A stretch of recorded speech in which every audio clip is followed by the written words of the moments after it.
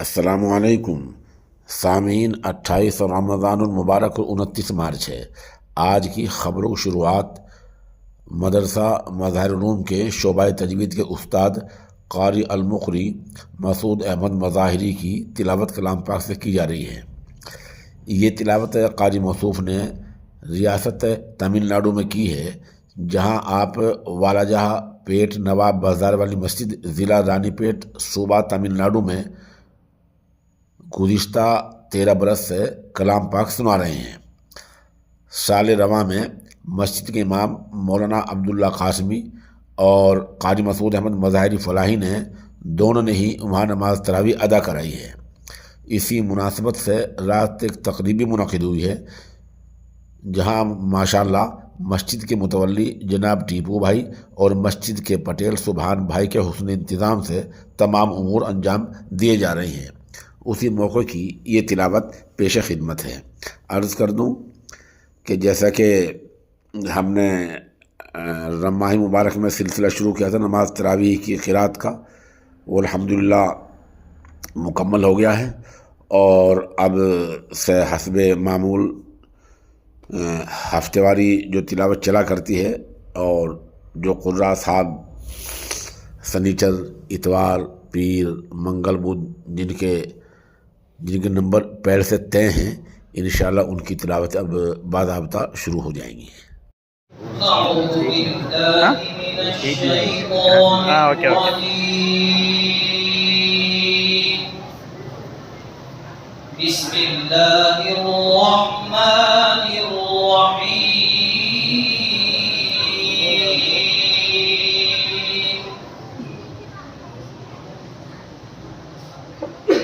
لا أقسم بهذا البلد وأنت حل بهذا البلد ووالد وما ولد لقد خلقنا الإنسان في كبد أيحسب أن لن يقدر عليه أحد يقول أهلكت مالا لبدا أيحسب أن لم يره أحد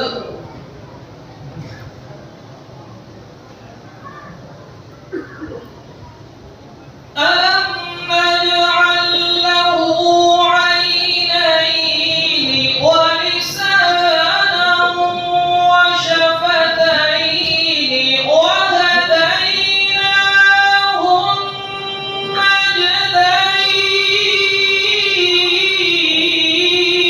النجدين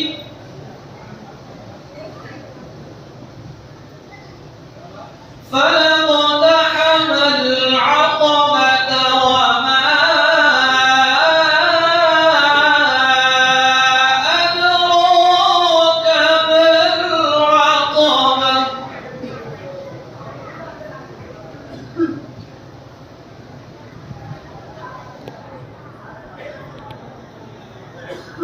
ألم نجعل له عينين ولسانا وشفتين وهديناه النجدين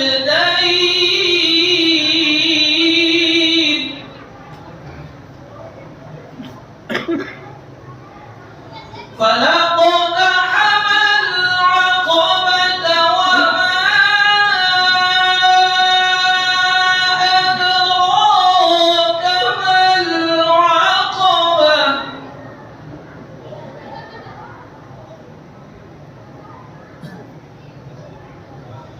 فك رقبة أو إطعام في يوم ذي مسغبة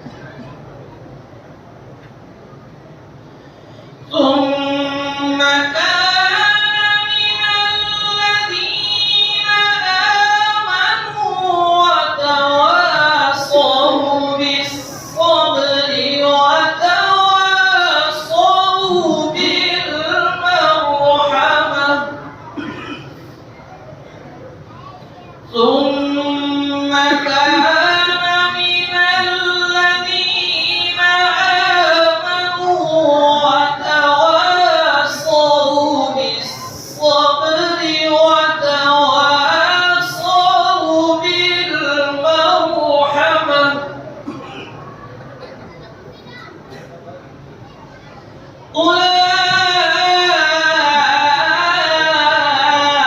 أولئك أصحاب الميمنة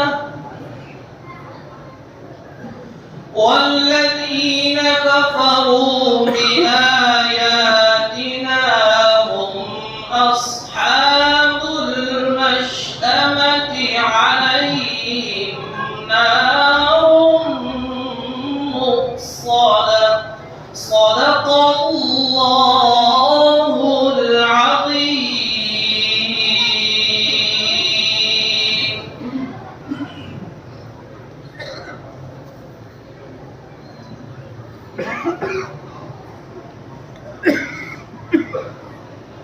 दुआ पढ़ी जा रही है दुआए खत्मुल कुरान। जैसे जैसे एक एक जुमला खत्म हो आप तमाम हजरात आमीन कहते जाए खामोशी के साथ।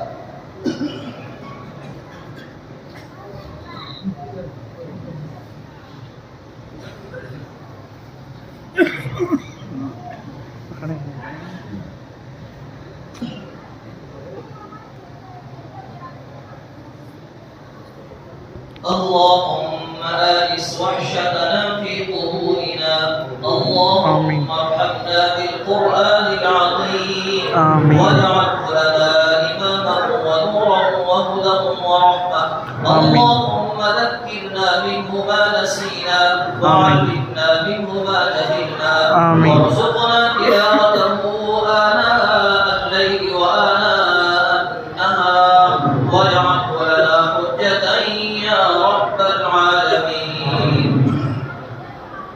صدق الله العلي العظيم وصدق رسوله النبي الكريم ونحن على ذلك من الشاهدين. ربنا تقبل منا إنك أنت السميع العليم. اللهم ارزقنا بكل حرف من القرآن حلاوة وبكل جزء من القرآن جزاء